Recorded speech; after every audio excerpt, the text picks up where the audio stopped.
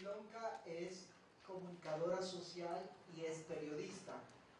Es candidata al doctorado de Salud Colectiva, Ambiente y Sociedad. Es docente del área de salud y su conferencia se basará justamente sobre el tema medicina, salud y enfermedad. Son las temáticas que voy a intentar abordar esta tarde, que son tres básicamente. Salud y enfermedad, elementos para ubicar una nueva propuesta. Lo voy a hacer a través de los autores Menéndez y Susan Sontag. Los determinantes sociales o determinación social, diferencia de enfoques a través de Jaime Breil. Y la salud tradicional y el modelo biomédico a través de los medios, a través de esta propuesta de Charles Briggs. Pero obviamente para un poco delinear esta temática y un poco ubicarnos, contextualizar la propuesta, partimos de esta propuesta fundamental, esta pregunta: ¿qué entendemos por salud? Y aquí algunas gráficas, algunos contextos a los que habitualmente estamos abocados cuando perdemos precisamente la salud, y es un conjunto de hospitales, camas, médicos, medicinas, un contexto mucho más generalizado, o si se quiere un poco más común. Y este otro contexto de la salud, que como vemos ahí es algo que ustedes conocen: técnicas de acupuntura, moxibustión, herbolaria y obviamente los saberes tradicionales indígenas. Pero también cómo entendemos la salud desde vivir en un ambiente saludable. Cómo entender la salud más allá de lo que se expresa en el cuerpo, el malestar en el cuerpo, sino entenderla también desde el contexto, el lugar en el que vivimos, la determinación social en la que nos vemos enfocados, ¿no? Porque son precisamente estos ambientes poco saludables los que determinarán también en buena medida nuestro estado de salud. Ahora, obviamente esa noción de la que partimos para entender nuestro estado de salud de enfermedad parte obviamente desde un enfoque individual, porque obviamente cuando estamos enfermos lo sentimos en el cuerpo, ¿no? Y obviamente ese proceso psicobiológico como ausencia de enfermedad hace que pensemos que la salud radica principalmente en nosotros como individuos. Pero obviamente esa visión que podría llamarse biomédica, en la que solamente la vemos como ausencia de enfermedad, obviamente tiene que ver más con un conjunto de prioridades, planes, estrategias y programas restringidos a espacios de asistencia o curación de casos de enfermedad. Jaime Breil de hecho bromea mucho que deberían llamarse ministerios de enfermedad y no de salud, ¿no? Porque obviamente están centrados sobre esta temática.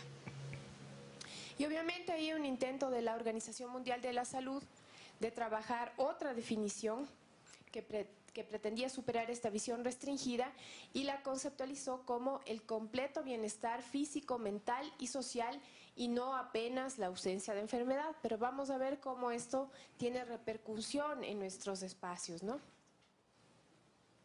Obviamente el problema de la salud no es un conjunto de factores, no es un fenómeno socialmente aislado ni individual, ni perceptivo apenas, ¿no? Sino que es un proceso complejo multidimensional en el que obviamente tiene que ver, obviamente no la suma de factores individuales ni tampoco prácticas curativas, sino un complejo multidimensional en el que actúa la persona y su entorno, ¿no? Y aquí está esto que algunos trabajan como proceso salud-enfermedad, que denominan un proceso social dentro del cual colectivamente se establece una subjetividad. Entonces habla de un sujeto que obviamente vive dentro de un entorno desde el nacimiento en un contexto medicalizado, pero que se instituye a partir de ese proceso salud y enfermedad. Y Eduardo Menéndez dice que vivimos obviamente en ese proceso continuo de un poco curación, enfermedad, aunque obviamente en algunos individuos aparezca mucho más tarde la enfermedad, pero es obviamente lo constituye como un hecho social a partir del cual se originan técnicas, ideologías y acciones. Pero finalmente es un proceso, y en eso coinciden Menéndez y Jaime Breil, ¿no? Un proceso a través del cual se construye la mayor cantidad de simbolizaciones y representaciones colectivas. Y obviamente representaciones individuales, es decir, cómo se asume no solo la salud, porque ahí vamos a ver que tenemos muchos conceptos, sino en qué medida conceptualizamos nuestra enfermedad. Porque ahí en esta disputa de cuál tiene mayor eficacia, cuál mayor cientificidad entre el modelo biomédico y la llamada medicina ancestral, hay un precepto básico que es cómo curar a un individuo enfermo. Y ahí es donde esos saberes y prácticas médicas entran en juego en personas y grupos. Y por ende, cada uno tiene sus representaciones y prácticas sociales. Ahí vamos a ver cómo desde lo individual podemos cada uno de nosotros pensar cómo hacer para mantenernos sanos. Y ahí una serie de prácticas, hay muchas otras. Aquí en el auditorio puede haber muchas otras formas de creer estar sano, más pilates, menos gimnasio, más yoga, menos yoga, pero en la idea, o hay otros que aplican el sedentarismo también, es decir, hay muchas formas de creer estar sano o de conservar la salud, ¿no? Y aquí vemos también cómo, si tenemos un concepto claro de cómo estar sano, también podemos ver cómo se aborda la enfermedad. Y aquí un texto, una cita importante de Susan Sontag, a través de este libro, La enfermedad y sus metáforas, y quiero leerles principalmente esta, que es importante para entender este proceso de salud y enfermedad. La enfermedad es el lado nocturno de la vida, una ciudadanía más cara. A todos al nacer nos otorgan una doble ciudadanía, la del reino de los sanos y la del reino de los enfermos. Y aunque preferimos usar el pasaporte bueno, tarde o temprano cada uno de nosotros se ve obligado a identificarse, al menos por un tiempo, como ciudadano de aquel otro lugar. Esto obviamente es una... Susan Sontag lo trabajó en este texto. La enfermedad y sus metáforas, obviamente para referirse a una experiencia propia, pues ella tenía cáncer de seno, ¿no? Y aquí obviamente hace una metaforización de su enfermedad a través de cómo obviamente este modelo biomédico permea en la forma de explicar este fenómeno y cómo hay una suerte de estigmatización a través de la enfermedad y que se representa en el cuerpo, ¿no? Obviamente, esta metáfora que predomina en el lenguaje en el sistema inmune y por ende también en el del SIDA, porque este libro también aborda el tema del SIDA, ¿no? Ahora, ¿cuál es el problema un poco? ¿Cómo enfoca esta separación entre dos saberes, entre el biomédico y la llamada medicina ancestral? Menéndez lo ubica en una crisis, obviamente, de la biomedicina a partir de los años 70, donde obviamente el incremento de algunas enfermedades crónico-degenerativas originan nuevos estilos de vida y obviamente una nueva apuesta por formas de salud o alcanzar formas de salud diferentes, ¿no? Y obviamente entender otras prácticas curativas. Pero obviamente Menéndez lo que ubica es que la biomedicina está sentada en una naturaleza científica de su propio saber y por el otro lado estas prácticas o esta medicina ancestral está basada en una naturaleza cultural. Ahora, estas dos naturalezas distintas, la cultural y la científica, aunque el autor no logra encauzarlo para saber cuál es el origen realmente, luego se verá cómo es que hasta ahora, por ejemplo, en nuestro sistema de salud nacional y aún en los del mundo, la inclusión de las medicinas ancestrales es más o menos, creería yo, y esto lo pongo en debate, es una subutilización en el sistema, ¿no? Ahora, ¿a qué responde este modelo biomédico? Ve por un lado el objeto, desde la enfermedad individual, un daño biológico, un malestar psicológico, y desde el concepto, obviamente es una cosmovisión positivista y obviamente la asociación de factores y la asociación de partes. Ya vamos a ver cómo esto se representa en el dengue o en el Zika, ¿no?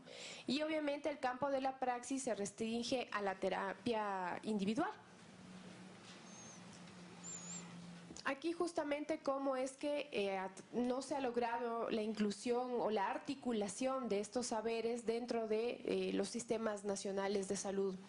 Me parece que ahí hay un largo camino todavía por recorrer. Y algunos proponen, por un lado, el aislamiento del saber biomédico para mantener intacto esos saberes tradicionales, y otros proponen una legitimación dentro del propio sistema, ¿no? Obviamente a nivel discursivo, dentro obviamente de las prácticas del Sistema Nacional de Salud, pero también para impulsar su desarrollo, ¿no? Y obviamente ahí el autor propone una articulación que obviamente se enfoque digamos, contrarrestar estos problemas de salud, pero obviamente que no debe estar desvinculado de los procesos económicos y políticos. En esta perspectiva, en este modelo macro, en esta sociedad en general, es donde surgen estas propuestas, donde se pretende articular la salud a otros campos.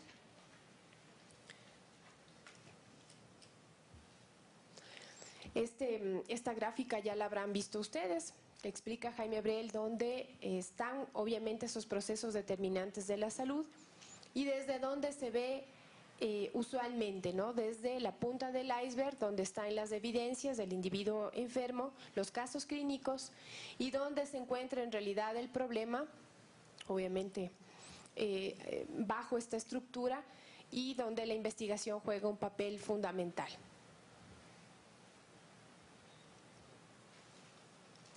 Ahora, ¿qué no es la determinación social?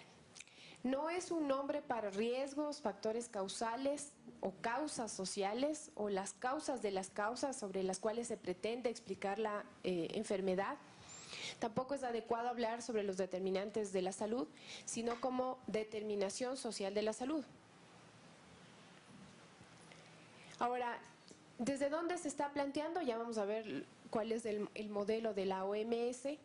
Este concepto de determinación social de la salud lo plantearía Jaime Brel en el año 76 a través de una tesis de maestría y luego en uno de sus textos de epidemiología, economía política y salud. Y luego llegarían a este modelo, que es el modelo que ustedes habrán visto en el Sistema Nacional de Salud, al que llaman determinantes sociales de la salud, y en donde se pretende crear un modelo casi de cápsula, donde el individuo está dentro de esa cápsula y obviamente hay un montón de factores que se asocian a la ausencia de enfermedad. Ahora, ¿qué elementos podrían definir este nuevo modelo de interpretación de la salud? Por un lado, asumir una lectura liberadora de la determinación social para fortalecer una ciencia crítica y con conciencia que alimente una rendición de cuentas y una construcción alternativa. Ya vamos a ver esta construcción alternativa en qué se basa, ¿no? Bien, este gráfico nos ayuda a ver un poco cómo se entienden estos dos campos de la salud colectiva y la salud individual y cómo convergen en, digamos, individuo. Primero, el campo de la salud colectiva, donde podemos ver fenómenos que se producen, observan y afrontan en la comunidad o sociedad. La salud individual, fenómenos de la salud que se observan, explican y atienden en las personas de sus familias. Ahí, obviamente, cómo estos dos campos, ¿cómo los ve el modelo biologicista? Obviamente como separados. Y aquí falta un tercer campo, que es obviamente la sociedad en general, ¿no? Que veremos en un gráfico más adelante.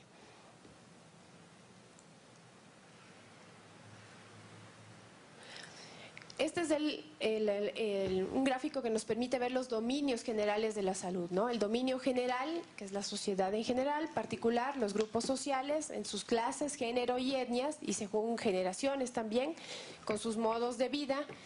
El dominio singular a través de los individuos y sus familias, con su cotidianidad y los estilos de vida. Ya vamos a ver qué representa cada uno. Aquí tenemos un caso singular que nos permite ver cómo se representan estos tres dominios, ¿no? Que es el caso del dengue.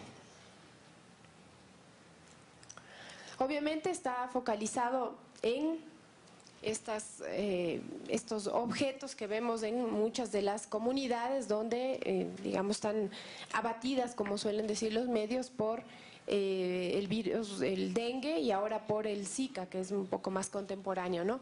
Y obviamente se ven cuáles son los factores de riesgo en las casas, en las comunidades donde aparecen estas llantas, que son focos de transmisión, donde se reproducen los vectores, y no vemos principalmente, o no enfocamos dónde están las reales condiciones, las reales determinaciones, ¿no? Y ahí está, obviamente, esa suma de factores, un modelo lineal a través de un paradigma positivista, a través de lo que sería un poco los factores del vector, y luego todos estos, la suma de casos, ¿no? Casos clínicos.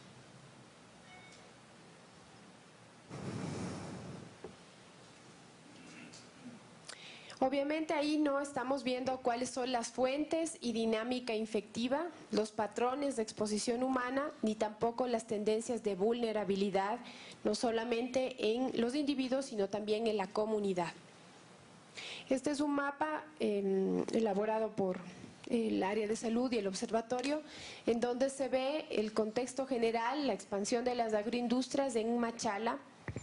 Y podemos ver obviamente cómo, sobre todo digamos, del centro de Machala, no digamos de la zona más rural, está obviamente circundado por grandes plantaciones de banano, camarón y pastos, ¿no?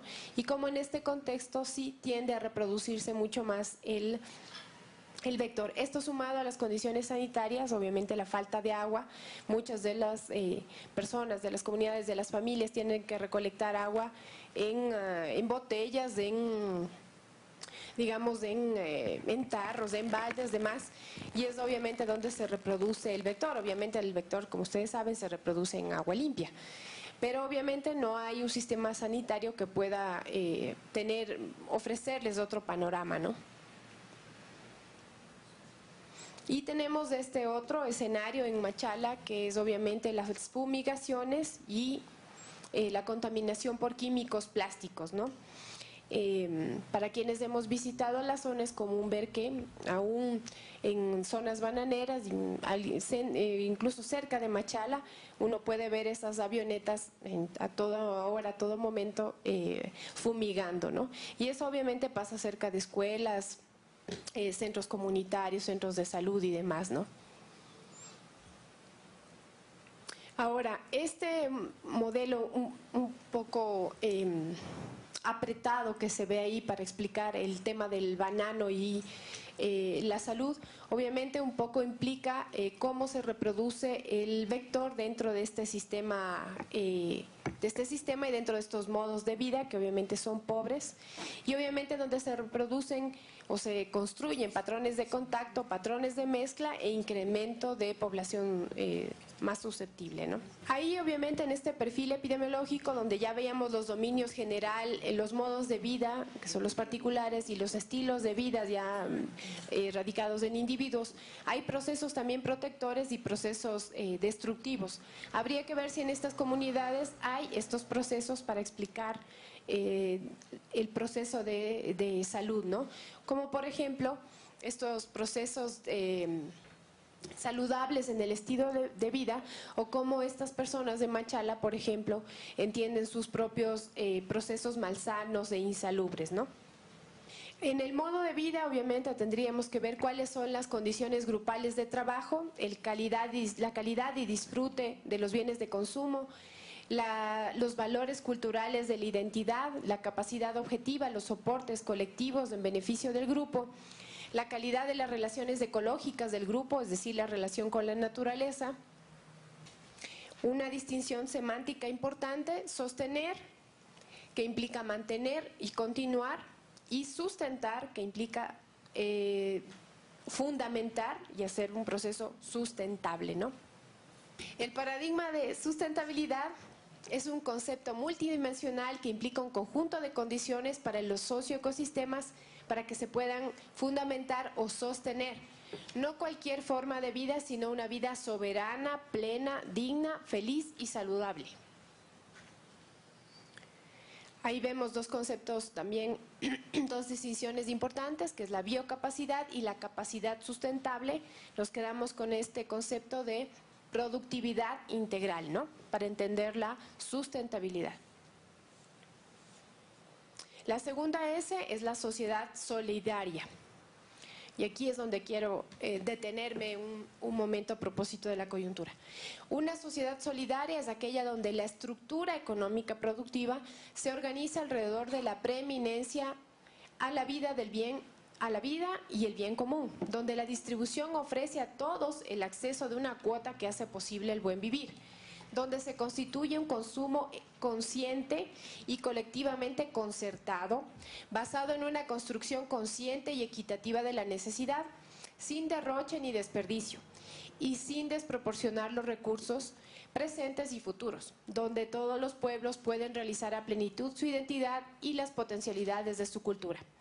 Finalmente, donde todos trabajan juntos por construir razonable y equitativamente un sistema de derechos y responsabilidades frente a la protección de la madre tierra.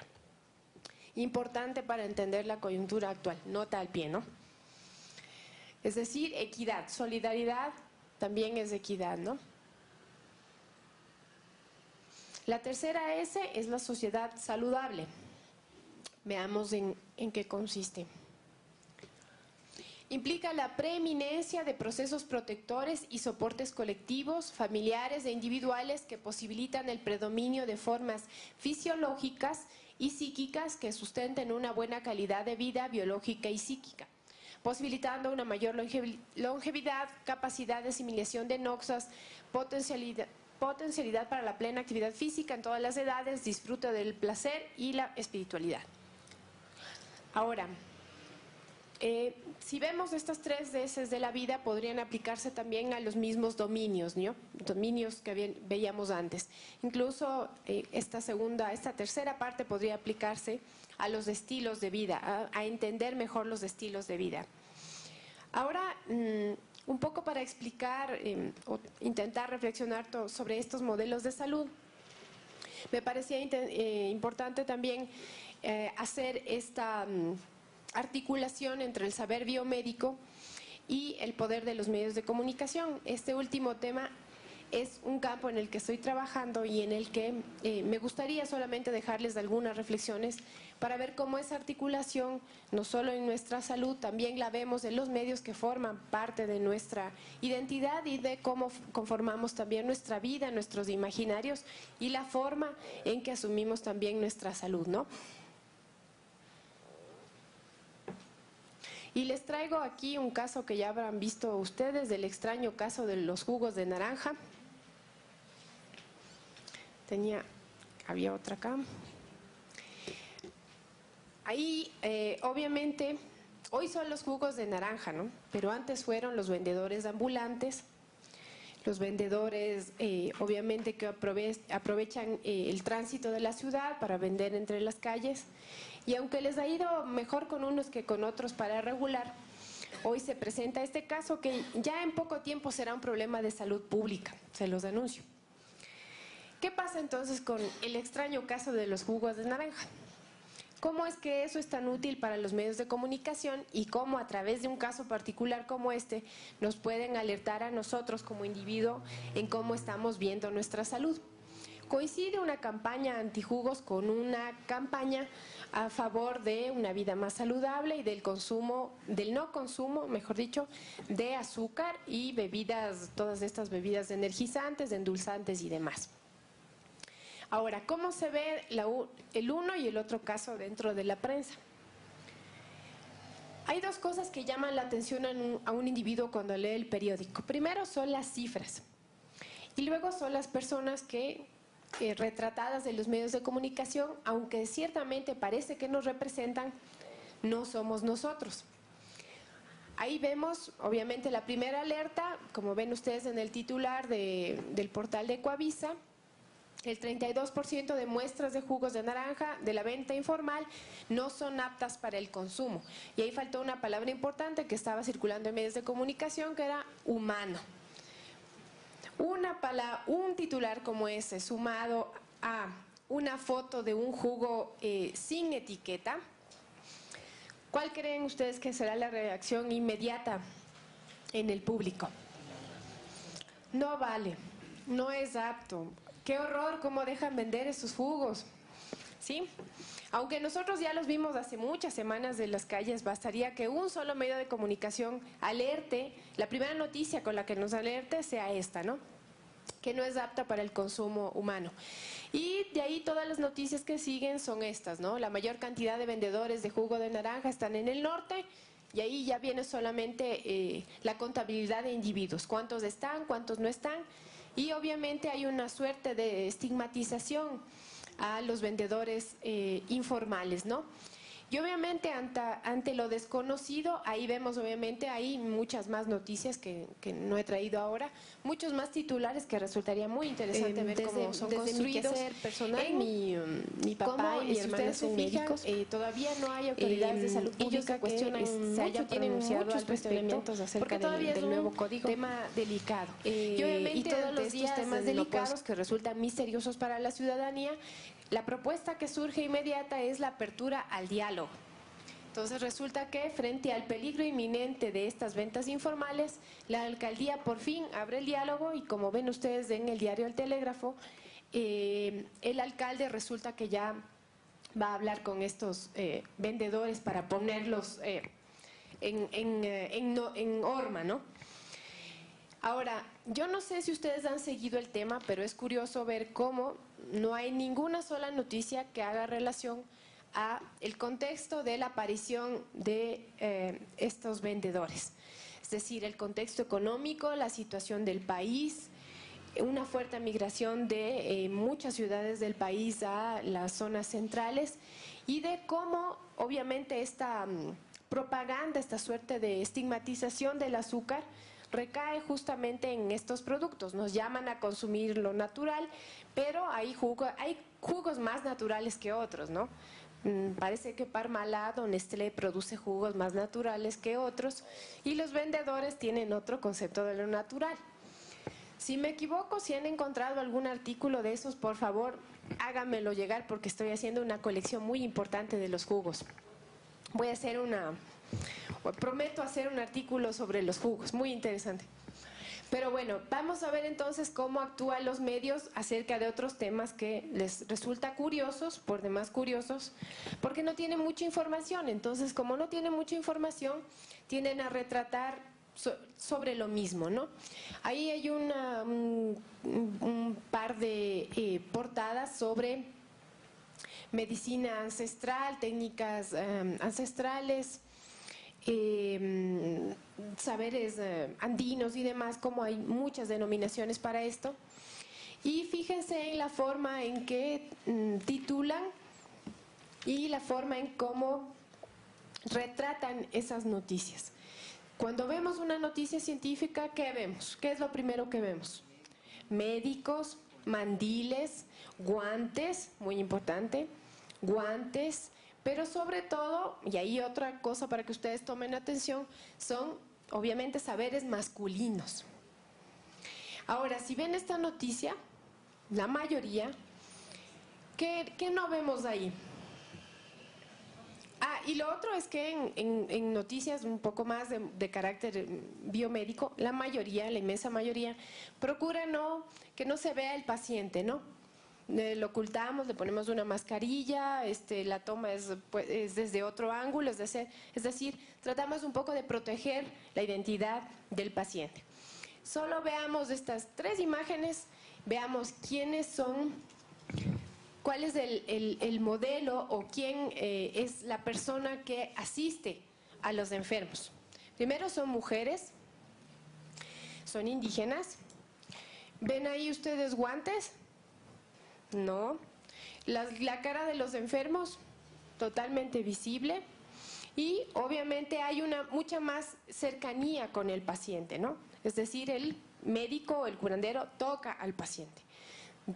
Ya vamos a ver más adelante, cómo se ven esas noticias también desde el modelo biomédico, el médico procura no tener contacto con el paciente, ¿no?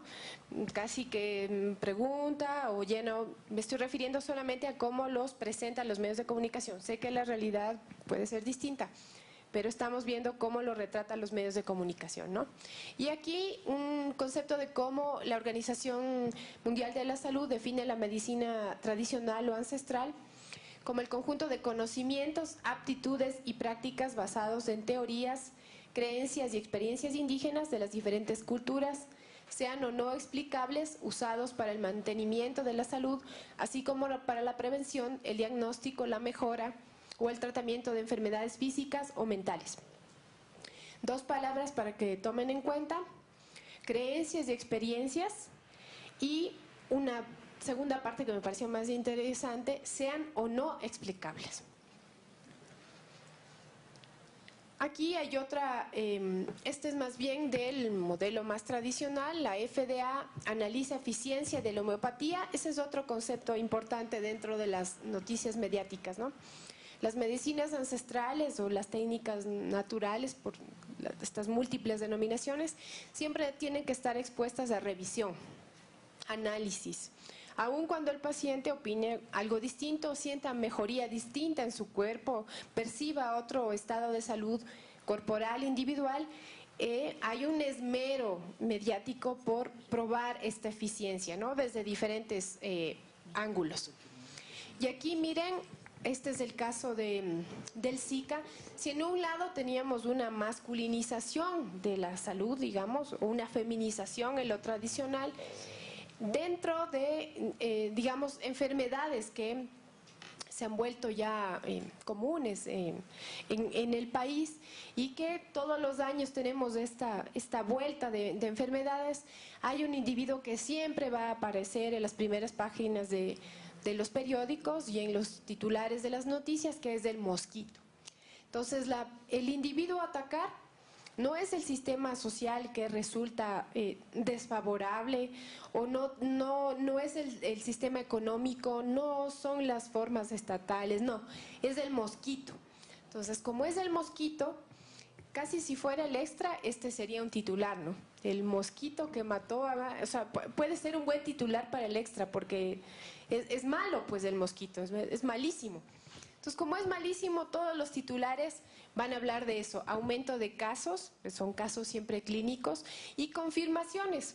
Ahora, hay una imagen que se ha vuelto regular, sobre todo en el Zika, que es el tema de la microcefalia y las embarazadas. Entonces, en los últimos años sí ha cambiado en algo estas portadas mediáticas, se ha incluido una que otra embarazada, siempre ocultándole, tratando de proteger su identidad, pero algo ha variado. Pero la mayoría de imágenes se refieren al malvado mosquito que todos los años hace de las suyas de la costa ecuatoriana. Ahora, volvamos al modelo que veíamos antes. ¿Cómo se ve la salud? Obviamente radicada en la enfermedad en el individuo. El sujeto son los profesionales de los servicios, y obviamente esa práctica de acción se resume solamente a la asistencia. Entonces, hablamos de promoción de la salud, promoción y prevención de la salud, pero la práctica se resume, y parte también un poco del modelo estatal, en asistencia. Aunque sea rápida, oportuna, cálida y todas estas cosas, se resume un poco en este modelo, ¿no? Ahora, un poco trayendo a colación estas portadas que les presentaba. Estamos hablando de las ideologías hegemónicas de la salud, de la comunicación, mejor dicho. Y hay una propuesta interesante que solo voy a toparla brevemente porque es mucho más amplia, mucho más extensa. Es esta idea de la biocomunicabilidad. Pues también en los medios de comunicación hay una noción hegemónica, hay una visión, una ideología que está siendo transmitida y que obviamente se permea en la forma en que nosotros expresamos también los conceptos de salud. Porque obviamente hay una suerte de incluirnos a todos, al igual que el modelo biomédico nos ve a nosotros como poblaciones en riesgo, como pacientes. Los medios de comunicación también nos ven como población siempre en riesgo, y los jóvenes todavía más, ¿no? Siempre están en riesgo de contraer SIDA, de morir, de caer en pandillas, es decir, hay grupos más en riesgo que otros. Pero finalmente, y para los medios a veces solemos ser una suerte de pacientes, siempre pacientes y casi que en sala de espera de alguna enfermedad, ¿no? Hoy es del Zika, quizás los jugos de naranja sean también un problema de salud pública luego, porque obviamente no exprimen las naranjas con guantes quirúrgicos y no lavan bien las naranjas y entonces todo eso nos va a afectar. Pero si tomamos el jugo, los juguitos tan azucarados y tratados con guantes quirúrgicos, probablemente no nos va a pasar nada. Ahora, esta suerte de ironía vale muy bien para explicar cómo esos modelos permean nuestras realidades, ¿no? Cómo, digamos, todo eso que vemos de los medios, uno diría, ¿cómo pasan por nosotros o nosotros pasamos por los medios? ¿Cuánto de lo que vemos a diario está en nuestros relatos, en nuestras experiencias? Y si se fijan, a veces cuando tratamos del tema de seguridad ciudadana, cuando se reproducen esas historias en nuestra mente de qué le pasó al vecino, qué le pasó al otro vecino, todas esas narrativas que suelen pasar en temas de seguridad ciudadana, se trasladan también a temas de salud. ¿Cómo vivimos la salud? Tal o cual fulanito parece que tenía Zika, tal o cual fulanito parece que tenía H1N1. Es decir, vivimos una suerte de mediatización también de la salud, ¿no? Y aquí, atendiendo a lo que decía Barbero sobre este tema, no vivimos en sociedades con medios de comunicación, sino en sociedades totalmente mediatizadas, ¿no? Pues los medios forman nuestras identidades e incluso nuestro concepto de sociedad. Y hoy, obviamente, ya no tenemos solo medios de comunicación, sino redes sociales. Y si ustedes ven cómo se reproduce ese sistema de salud de enfermedad en las redes sociales, donde creemos que somos los autores de nuestros propios mensajes, vemos también que hay una suerte de redundancia para abordar ciertos temas, ¿no? Caso H1N1, caso jugo de naranja, es decir, hay temas que se vuelven tendencia, que creemos que nosotros estamos construyendo esos mensajes porque lo escribimos a través de nuestro teléfono, pero que parten de esa misma burbuja mediática donde se hegemoniza todo, ¿no? Ahí está Mafalda, como ven, lo explica muy bien, cuál es el efecto real que producen los medios de comunicación. Y esto que es una cuestión en construcción que aborda Briggs en muchos de sus textos, que dado el poder de los medios de comunicación para estructurar las esferas de comunicabilidad e implantarlos en nuestra vida diaria, hegemonía médica y comunicativa están entretejidas, ¿no? Con comunicabilidad, una parte extensa se refiere a esas narrativas mediáticas de la salud, ¿no? Muchas gracias. Escuchemos a José Luis, por favor. Bueno, muchas gracias. Yo no sé si realmente voy a ser capaz de hacer esta conferencia sentado, porque como ustedes me conocen, como que no es mi estilo. Yo me muevo, bailo y hago de todo cada vez que estoy con las clases, así que si es que me paro en algún momento, pues será que ya no me va la silla, ¿sí? Vamos a hablar del tema los 4 vórtices fuego del microsistema de vórtices Shu antiguos. ¿Qué significa esto de los vórtices fuego del microsistema de vórtices Shu antiguos? Significa que vamos a entender una fracción de este antiguo microsistema desarrollado hace cientos de años y que toma en consideración los 5 elementos. Los 5 elementos, y en este caso el pretexto que nos reúne es el fuego. Vemos aquí en esta diapositiva, para aquellos que no han visto, los caracteres, los ideogramas chinos que mencionan los 5 vórtices Shu. Esto significa Wu Shu Xue, los 5 vórtices Shu. Tomen en consideración que estamos utilizando la palabra vórtice en lugar de punto. Siempre ha sido algo que yo reclamo y que yo enfatizo, porque las palabras son muy importantes, porque los sentidos que van contenidos en cada una de las letras son muy importantes y no es lo mismo decir punto a decir vórtice. Cuando hablamos de vórtice hablamos de movimiento, centrípeto o centrífugo. Cuando hablamos de punto posiblemente nos referiremos a algo estático que no va para nada con la acupuntura. Los vórtices Shu antiguos tienen este carácter específico porque si lo vemos ahí en la parte blanca con rojo tenemos la parte antigua del carácter donde tenemos tres componentes, un componente que es el agua, un componente que es la representación de una nave, de un barco, y un componente superior que es como una casa. Esto significa que los vórtices Shu antiguos principalmente se caracterizan por transportar. ¿Y qué es lo que transportan? Transportan energía, energía en todas sus formas y en todas sus manifestaciones.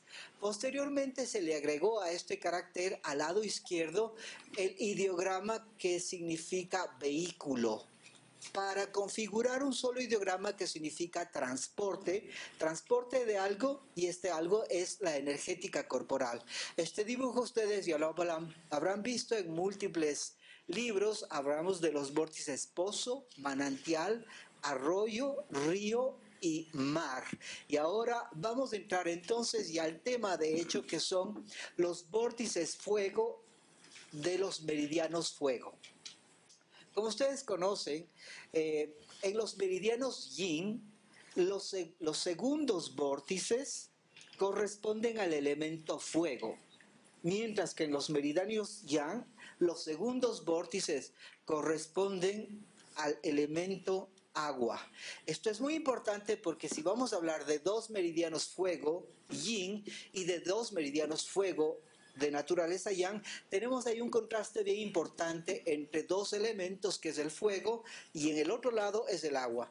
Para los meridianos yin el contraste va con el fuego y para los meridianos yang el contraste va con el agua, lo cual hace muy interesante una representación casi mágica de lo que sería la interdependencia, la intergeneración propia de la teoría de la medicina tradicional china. En los meridianos yin, los vórtices fuego corresponden a los vórtices yin manantial, mientras que en los meridianos yang, los vórtices fuego corresponden a los vórtices yin río. Esto también es muy importante tomar en consideración porque en los vórtices de los meridianos yin se produce el cambio de polaridad de energía yin a energía yang, lo cual, como ustedes conocen, eso implica una potencia extrema en la energía de estos vórtices. Mientras que en los meridianos yang sucede lo contrario. La energía en los vórtices río, que a su vez son vórtices fuego, comienza a agotarse y comienza a fluir en forma de interiorizarse por el cuerpo. Mientras que en un lado emerge, en el otro lado se interioriza. ¿Y cuáles son estos vórtices de los que vamos a hablar ahora? Son los vórtices que pertenecen al elemento fuego y son Trikou, Laocoon, Yangku y Xiaofu. Son vórtices pares que están ubicados en las extremidades superiores. Alguna vez les comentaba que los libros antiguos, el clásico de las dificultades, reza que los vórtices, cuando tú vayas a utilizar los vórtices Shu antiguos, prefiere iniciar por los vórtices de la mano, que son menos potentes si los comparo a los vórtices Shu del microsistema del pie. Por lo tanto, quedamos y vamos a hablar de los vórtices fuego, Trikou, Laocoon, Yangku y Xiaofu. Empezamos con la primera pareja de estos 8 vórtices, Xiaofu. Su traducción, la metáfora contenida en en el carácter Xiaofu significa pequeño palacio. Este vórtice pertenece al meridiano de corazón Shaoyin de la mano. Estamos en un meridiano de energía de temple yin. Por lo tanto, este vórtice es un vórtice yin manantial, es el segundo vórtice de los 5 vórtices Shu antiguos y es el más potente de ese grupo de vórtices en este meridiano de acuerdo a los vórtices Shu antiguos. Aquí tenemos una localización ya del vórtice Xiaofu. Coincide con el hecho de que si tú doblas tu mano, cuando el dedo meñique toca con la palma de la mano, el vórtice Xiaofu, pequeño palacio, va a coincidir en el lugar entre entre el cuarto y el quinto metacarpiano. Ahí está ubicado Xiaofu. Es el vórtice que le han mencionado como número 8, pero que en realidad su nombre de verdad es Xiaofu y ya lo hemos ubicado en sus propias manos. Y vamos a ver posteriormente una maniobra justamente en este vórtice. Ya hemos dicho que este vórtice es el vórtice yin manantial, fuego, por supuesto, del meridiano de corazón Shaoyin de la mano. Las características de corazón, por supuesto, ustedes ya las conocen. Tiene que ver con el fuego, tiene que ver con el color rojo, tiene que ver con que gobierna la energía sangre, tiene que ver con la energía, residencia de la energía del espíritu Shen, tiene que ver, por supuesto, con la alegría y cuando está en desequilibrio dinámico, se produce aquí la histeria. Tiene que ver también con los alimentos que están afuera esperándoles, que son los frutos rojos. Algunas otras características de estos lugares de energía. Miren, este vórtice está ubicado en la palma de la mano. Recibe una clase específica de energía desde el vórtice más distal. El vórtice más distal es Shaochong, pequeño surtidero.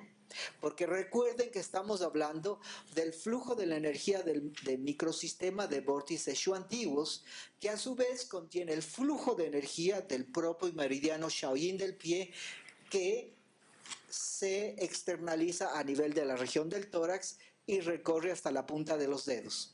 Pero este vórtice, pequeño palacio, recibe no solamente la energía del vórtice inmediatamente proximal, que en este caso sería Shen Men, la puerta de la energía del espíritu Shen, sino que también recibe la energía del pequeño surtidero, el vórtice Xiaofu.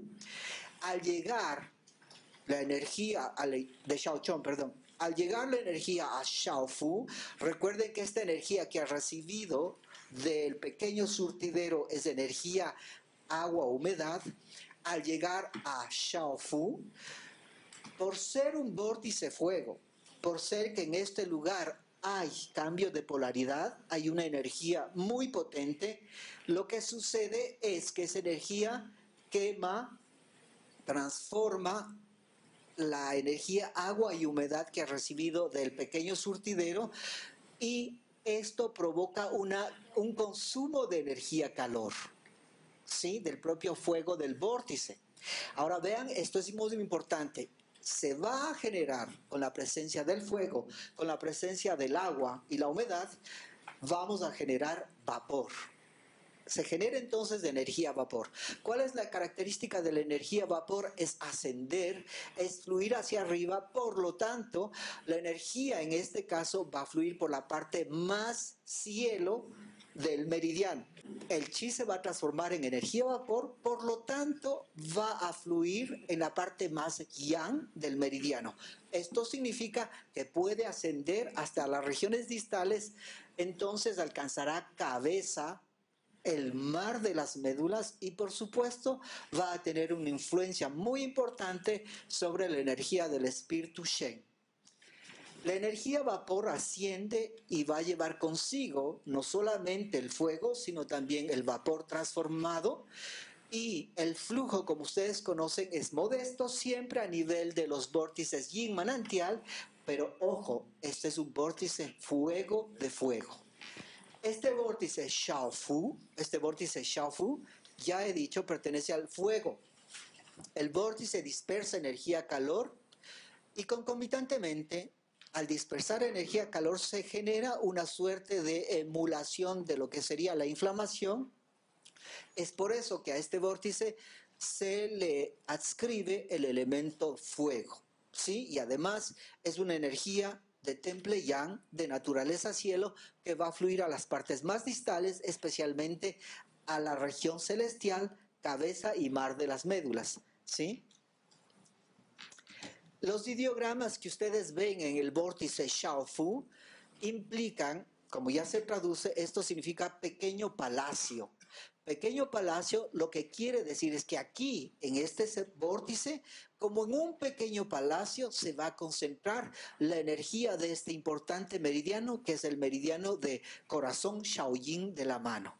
Por eso se llama pequeño palacio, porque es fuego de fuego, y aquí se concentra una importante cantidad de energía de este meridiano y sobre todo de este sistema energético.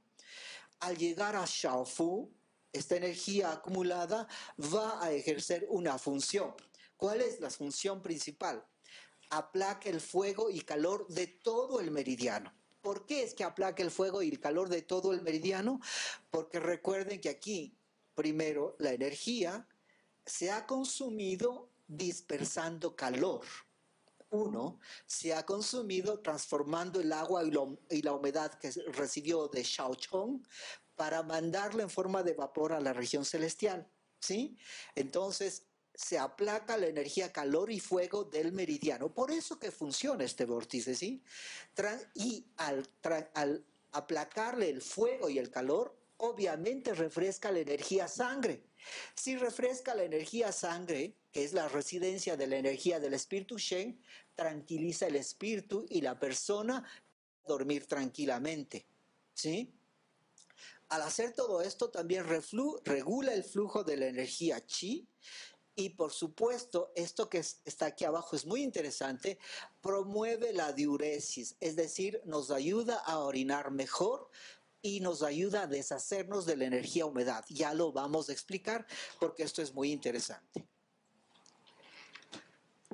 Shaofu, el pequeño palacio, es un vórtice yin manantial y en general todos estos vórtices yin manantial, de acuerdo al clásico de las dificultades, como ustedes saben, están indicados para aplacar el patógeno calor. Se dice entonces en la medicina china que cuando el corazón, que es el sistema Shaoyin, se deshace del exceso de fuego, la orina fluye. Ahora, reunamos estos dos conceptos. Estamos en el vórtice Shaofu, estamos en el sistema corazón-fuego, estamos en el meridiano de energía Shaoyin de la mano, ¿sí? Este vórtice es fuego y es el más indicado para aplacar el fuego de corazón. Pero recuerden que corazón tiene una relación interior-exterior con intestino delgado, ¿sí? Intestino delgado pertenece al plano de energía Taiyang y Taiyang hace par con la vejiga. Dentro del plano ¿por qué? Porque intestino delgado es intestino delgado Taiyang del pie y vejiga es vejiga Taiyang de la mano y otro es Taiyang del pie. Por esa vía hemos entrado al plano de energía Taiyang y hemos llegado hasta vejiga desde corazón y desde un vórtice que se llama pequeño palacio. Sobre todo, ¿para qué? Para tratar problemas de diuresis, enuresis, calor al orinar, disuria, orina con color oscuro, por ejemplo, ardor al orinar. Y recuerden ustedes que uno de los principales síndromes que ataca a vejiga es calor y humedad en vejiga. Por lo tanto, Shaofu, piensen y recuerden en este vórtice Shaofu para tratar problemas urinarios. Sobre todo actúa mucho más en mujeres que en hombres. Y ahí viene la pregunta del millón. ¿Por qué será más en mujeres que en hombres? Vamos a mirar. La respuesta es bien interesante. La respuesta que vamos a encontrar es bien interesante. Si ustedes ven en esta imagen, ¿sí? Ahí tenemos el meridiano de vejiga Taiyang del pie. Y si ustedes ven a la altura de la región lumbar, ahí encontramos el meridiano transporte de la energía de intestino delgado. Xiaochangshu. Junto a Xiaochangshu, donde están justo pintándose esos vórtices, están los vórtices de los 4 liaos, Shangliao, Siliao, Xialiao y Zhongliao, que son muy importantes porque recuerden que aquí la energía se adentra hacia el interior y hacia dónde se adentra, hacia vejiga, ¿sí? Pero todavía no responde la pregunta. Esto es importante para armar el contexto. Lo único que les pido es que recuerden, en nuestras clases de fisiología energética de la mujer, hablamos de 2 meridianos extraordinarios, Pao Mai y Pao Luo. Pao Luo y Pao Mai conectan directamente con útero. Y los hombres no tenemos útero, ¿sí? Y por esa conexión entre corazón y útero por medio de este meridiano extraordinario es que podemos explicar o podríamos explicar de por qué este vórtice Xiaofu, fuego de fuego, puede ser más efectivo en las mujeres. Además, obviamente aquí están esas conexiones con este vórtice Xiaochangshu del plano Taiyan de vejiga y con los Shangliao, Zhongliao, Xialiao, que son los vórtices que hacen que la energía de Taiyan penetre hacia vejiga, ¿sí? Aquí tenemos el meridiano de corazón Xiaoyin y si ustedes ven, tenemos los vórtices distales. Este meridiano recorre hacia corazón, se conecta interiormente hacia intestino delgado, alcanza el plano Taiyan de intestino delgado y muy ligero, la persona se despierta fácilmente, ¿sí? También si hay alguna alteración tipo inflamación en la lengua, porque la lengua es el brote del corazón, ¿sí? Pueden haber, llagas en la boca. Xiaofu en estos casos sería el vórtice ideal para sacar fuego y humedad de corazón que por medio del plano de meridianos ha llegado a afectar vejiga, ¿sí? La segunda acción de Xiaofu, fuego de fuego, es regular el estancamiento de la energía de Qi en corazón y sobre todo en la región del pecho, debido a factores emocionales que se presentan como dolor o se presentan en forma de opresión. Xiaofu también puede indicarse para qué, para trastornos de la garganta, vórtice fuego de fuego. Sí, porque recuerden que este vórtice pertenece al sistema corazón-fuego y el sistema corazón-fuego se relaciona con el plano Taiyan de intestino delgado en la mano y este vórtice, este meridiano también va a llegar no solamente a la región del hombro, a la región del cuello y también a la región de toda esta zona de la garganta, ¿sí? De acuerdo al clásico de las preguntas esenciales, el meridiano Pao Mai conecta corazón y útero y por eso es que les mencionaba anteriormente que este vórtice fuego de fuego del sistema corazón-fuego también es ideal para tratar prolapso uterino. ¿Sí? Muy común, pero recuerden también que esta patología de prolapso uterino deberían reunirla con algunos de los otros síntomas que pertenecen al sistema corazón-fuego y no se olviden de que el pulso tendrá características de calor, por lo tanto será superficial, rápido, 2 cosas muy importantes, superficial y rápido. En caso de patógeno frío, que es un poco más raro, ustedes van a tonificar este vórtice con moxa. En caso de patógeno calor, necesariamente van a dispersar el vórtice para sacar el fuego por excedente en este lugar. Si ustedes se palpan y hacen ahora mismo una digitopresión en el vórtice Xiaofu, ¿sí?, una digitopresión muy profunda, ustedes probablemente podrían sentir el recorrido del meridiano a lo largo del antebrazo, en la parte interna del antebrazo, y tal vez, si hay mayor sensibilidad, podrían sentir alguna manifestación, algún aviso a nivel de intestino delgado y también, en las más afortunadas, a nivel de útero. ¿Sí? ¿Por qué digo más afortunadas? Porque significaría que está permeable el meridiano extraordinario Pao Mai. ¿Cómo punzar el vórtice Xiaofu? La aguja que generalmente utilizamos es una aguja de 1 zoom.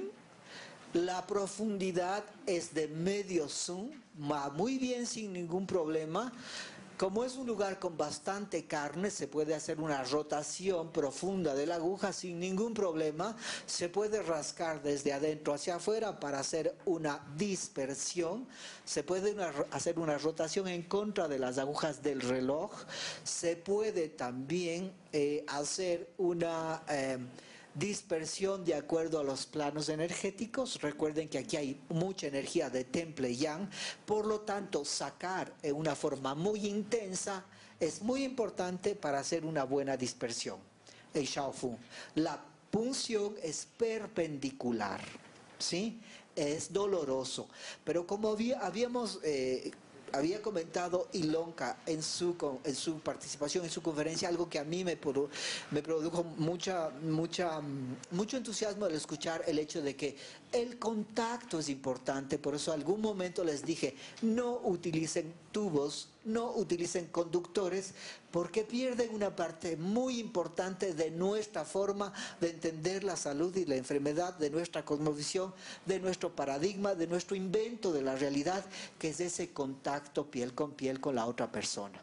Con los conductores pierden un 90% de esa magia de la acupuntura, y lo que están haciendo posiblemente no sea acupuntura, ¿sí? Vamos con Yanku. Yanku es el otro vórtice fuego de fuego. Este vórtice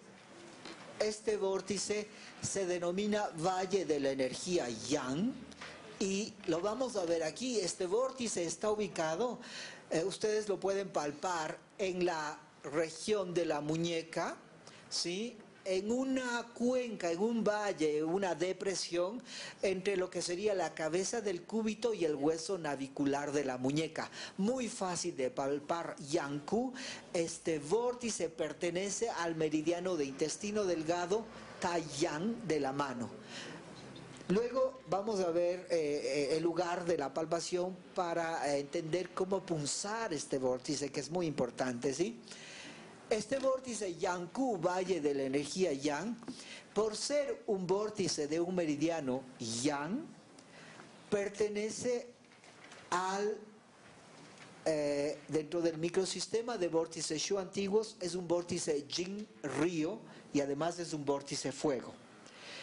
El ideograma Jin Río en este caso significa movimiento continuo, pero también indica que hay un flujo de energía en cantidades modestas. ¿Para qué me sirve saber esto? En Yanku, la transformación del chi se fundamenta sobre todo en la absorción de energía-calor. Si nosotros hacemos este movimiento en este momento, si ponemos las manos así, ¿sí?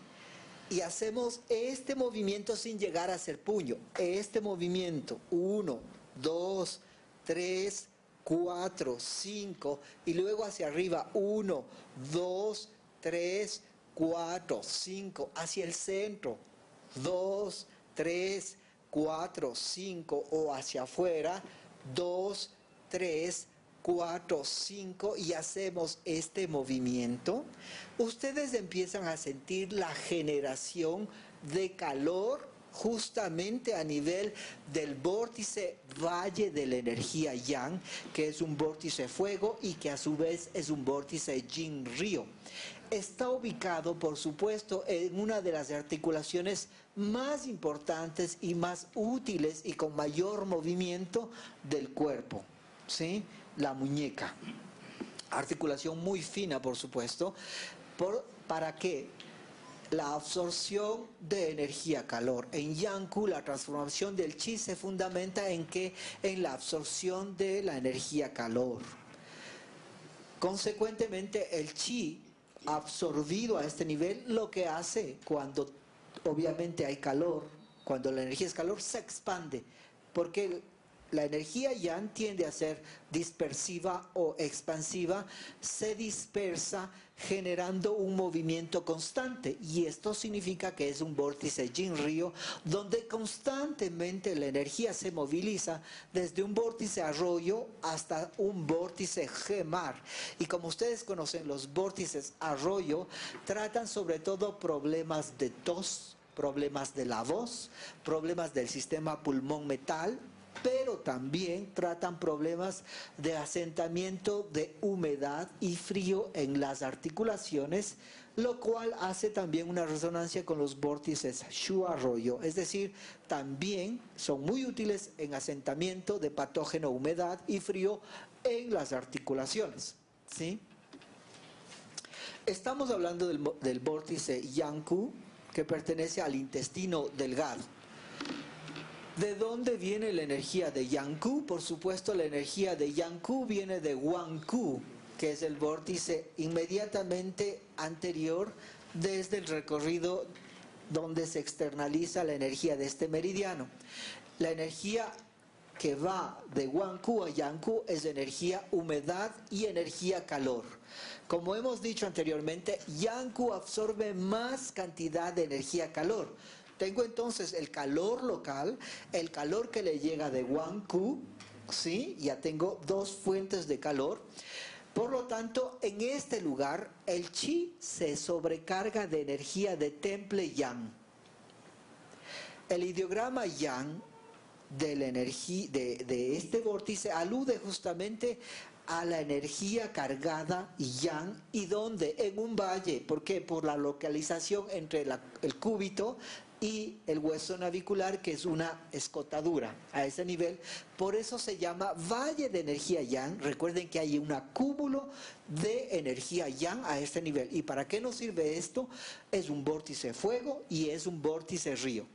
La energía entonces, luego de que se ha cargado de ser de temple yang, tiende por supuesto a ¿qué? A dispersarse, porque esa es la naturaleza de toda energía yang, en contraste con la energía yin, que tiende a condensarse, ¿no es cierto?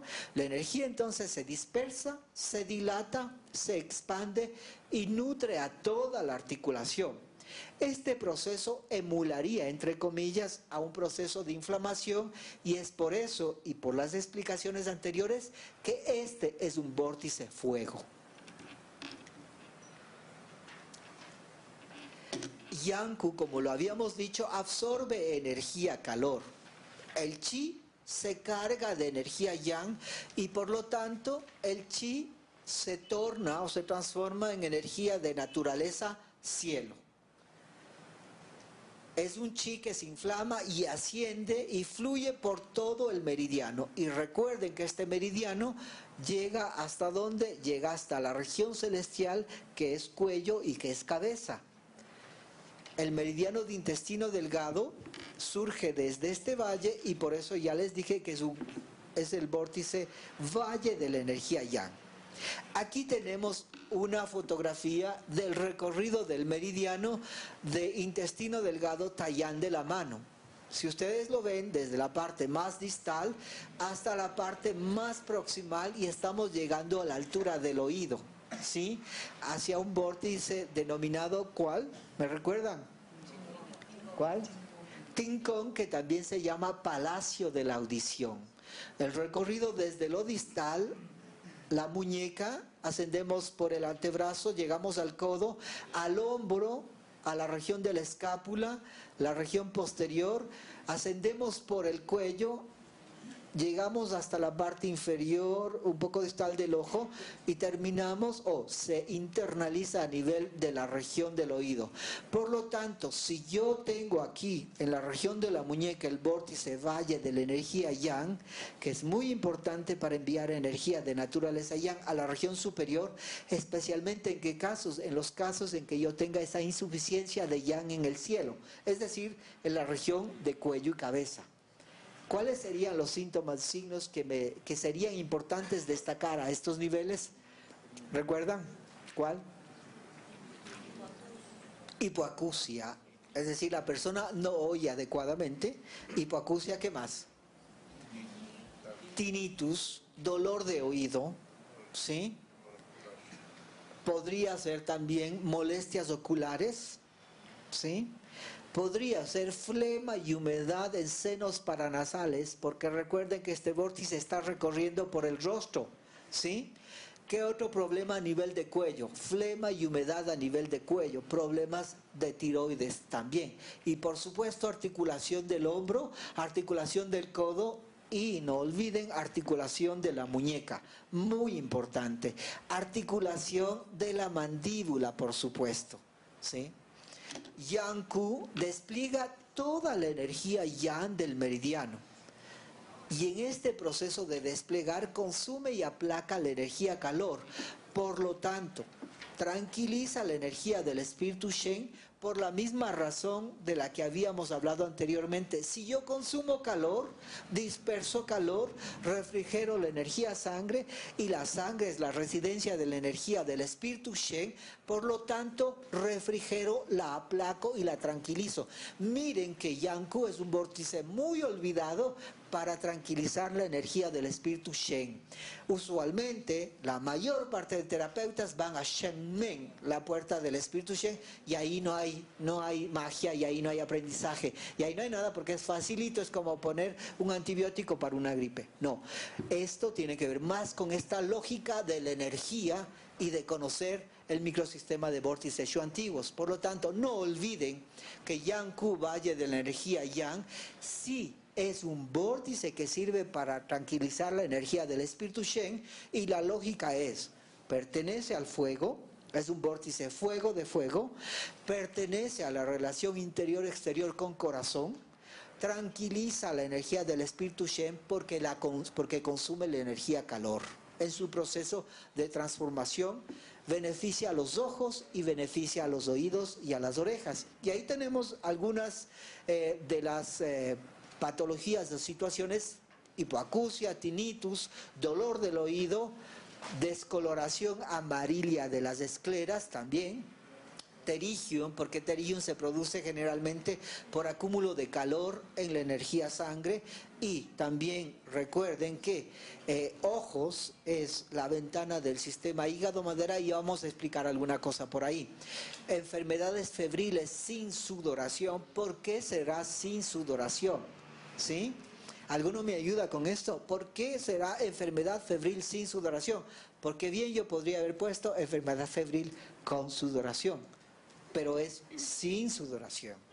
Es decir, tenemos un patógeno fuego que consume la energía yin, por lo tanto no tengo demasiados fluidos para que salgan. Eso es una de las formas de comprender esto. La otra forma de comprender esto es que estamos en un meridiano Tai-Yang, ¿sí? Básicamente la energía Tai-Yang es una energía de defensa, es la energía más superficial junto con el meridiano de vejiga Tai-Yang del pie.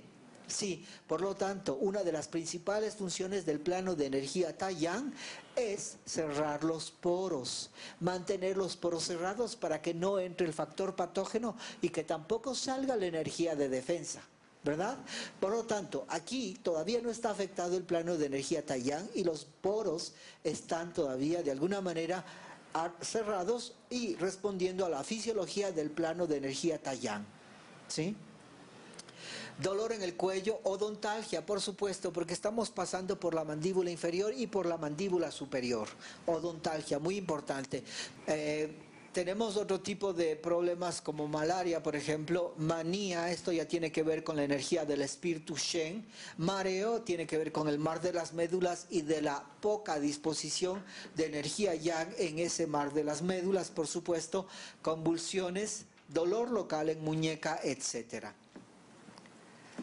Yang-Ku es un vórtice fuego del meridiano fuego, y su acción se localiza o se focaliza en las regiones distales, las que hemos visto en este momento: la región celestial, el oído, la mandíbula, el cuello, el mar de las médulas, y como vórtice fuego aplaca el calor y controla la inflamación en todas estas regiones distales y locales: ojos, orejas y mandíbula, y contracturas de cuello. Miren que esto es muy importante, pensar en el vórtice Yang-Ku, no solamente en problemas locales de articulación de la muñeca, sino en problemas distales que van hasta ojo, oído, cuello, mandíbula, la región del hombro, etcétera. Este vórtice también es capaz, siendo un vórtice fuego, de un meridiano que tiene relación con el corazón fuego, de aplacar el fuego del corazón y de tranquilizar la energía del espíritu Shen, y es por eso que este vórtice se indica para manía.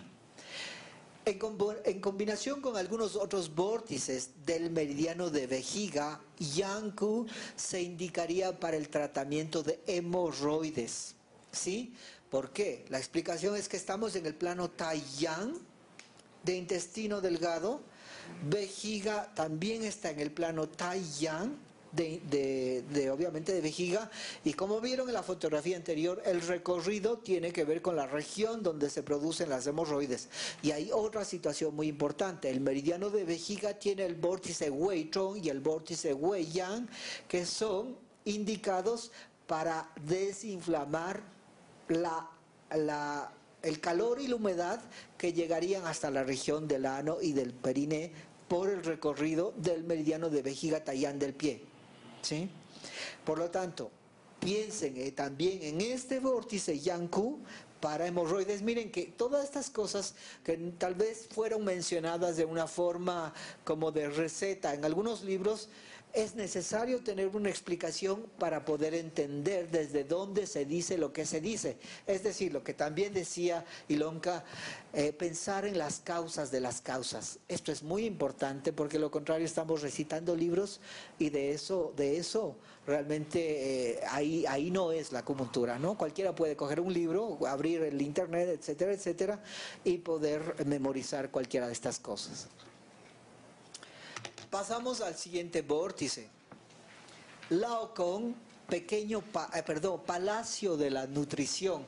Este es otro vórtice fuego de fuego, de estos 4 vórtices fuego, que es el pretexto de este seminario de acupuntura y moxibustión en el año del mono rojo de fuego. ¿Sí? Laocoon, como ustedes ven, está localizado en la parte central de la palma de la mano, entre el segundo y el tercer metacarpiano, más bien cerca del tercer metacarpiano, y también se dice que haciendo esta maniobra podríamos topar el vórtice con el pulpejo del dedo, ¿no es cierto? Este es un vórtice yin manantial y por supuesto es un vórtice fuego. ¿De qué? Estamos en el meridiano de pericardio Yue-Yin de la mano, ¿sí? Es un vórtice fuego del meridiano Yue-Yin de la mano. Es importante recordar que pericardio es elemento fuego junto con corazón. Y estamos en el plano Yue-Yin de energía. El chi de Laocoon proviene de... Esto también es importante, lo que les voy a compartir. El chi o la energía de Laocoon proviene de la energía de vaso. Pero ¿cómo así? Si estoy en el meridiano de pericardio, ¿cómo así? Si estoy en el meridiano de fuego, ¿cómo así? Si estoy en el sistema corazón-fuego. Recuerden que el siguiente vórtice después de Laocoon es Talin, el gran montículo. Y este es un vórtice tierra. Y tierra es vaso. ¿Sí? ¿Perdón? ¿Ah? Es la madre, porque fuego y tierra se relacionan de una forma muy íntima, ¿no es cierto? Pero sobre todo pensar en esto, que el vórtice Talin brinda parte de su energía al vórtice Laocoon, ¿sí? Y es por eso que Laocoon tiene relación con fuego y tiene relación con tierra. Fluye por el nivel cielo del meridiano, dispersa también energía, calor, ¿sí? La energía por esta forma de dispersarse, de perder calor, se refrigera y como resultado se va a generar una energía un poco más de naturaleza yin, un poco más condensada, un poco más concentrada, que fluye como si fuera un hilo delgado y fino. Es que la energía ya se ha concentrado. ¿Sí? ¿Por qué se ha concentrado? Porque tengo energía que ha aportado el sistema vaso-tierra desde Talin. ¿Sí? ¿Me están siguiendo? ¿Sí? Y la energía de vaso-tierra sobre todo es de energía, humedad de tierra. ¿Sí? Esto hace que la energía de Laocoon, que era inicialmente fuego, se aplaque, se condense y deje de ser dispersa y se transforme en una energía como un cable, como un hilo. ¿Sí? Por esta razón se dice que el Laocoon es un vórtice manantial del meridiano, porque en los vórtices manantial de energía fluye como si fuera un pequeño hilo de agua. Además, es importante en este vórtice tomar en consideración que contiene energía agua-humedad proveniente del sistema vaso-tierra. Otra vez, ¿desde dónde? Desde el vórtice Tallin, que es vaso-tierra, por supuesto. Esta energía llega a Laocoon desde Tallin, que es un vórtice yuan fuente, no es un vórtice cualquiera. Aparte de que es un vórtice tierra, Tallin es un vórtice yuan fuente. Esto significa que tierra genera fuego, que es lo que nos había dicho hace un momento. Sí. Liliana, sí fue. Ok. Bueno, entonces tenemos la energía ya de Laocoon, es de naturaleza yang, pero es una energía que contiene energía yin también, es como un hilo condensado, ¿sí?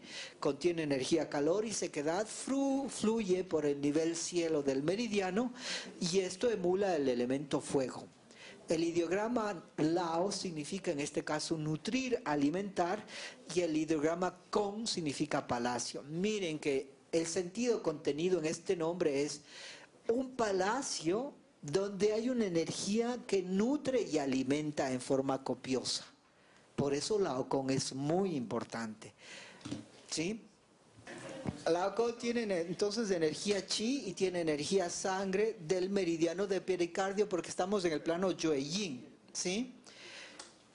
La temperatura de la energía de este vórtice es bien caliente, transporta y conocemos ya que contiene energía de vaso, ¿sí? Recordar que inicialmente esto es una energía agua y humedad. En Laocoon esta energía agua y humedad se transforma en energía sequedad o energía de naturaleza yang, ¿sí? La energía que llega a Laocoon, como ya lo sabemos, proviene de dos fuentes. Una fuente es desde Chongchong, que es el vórtice distal a Laocoon, ¿sí? Que es un vórtice muy importante, vórtice Chimposo, y la otra es la energía que proviene desde Tallin, ¿sí? Al llegar a Laocoon, estas dos energías, esta mezcla de energías, hace que se transforme la energía y el resultado es una energía un poco distinta, más similar a la energía de naturaleza tierra, ¿sí? Esto tiene relación con la función de transformación y transporte que también pertenece al sistema vaso-tierra, ¿sí? También tenemos aquí una energía agua y humedad que luego se transforma en energía chi. Ahora, ¿para qué digo todo esto? Es para explicar por qué este vórtice se llama Palacio de la Nutrición, ¿sí?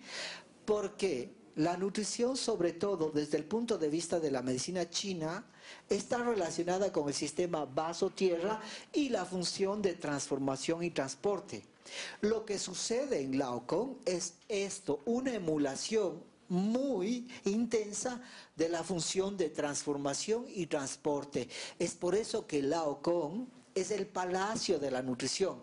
Por lo tanto, pensemos en este vórtice cuando tengamos que tonificar también la función del sistema vaso-tierra y tengamos que nutrir la energía de todo el cuerpo.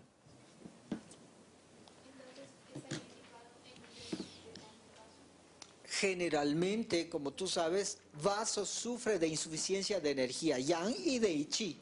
Puede ser indicado en esa situación porque tonifica, emula, estimula la función de transformación y transporte, porque eso es lo que acontece dentro del vórtice, ¿sí?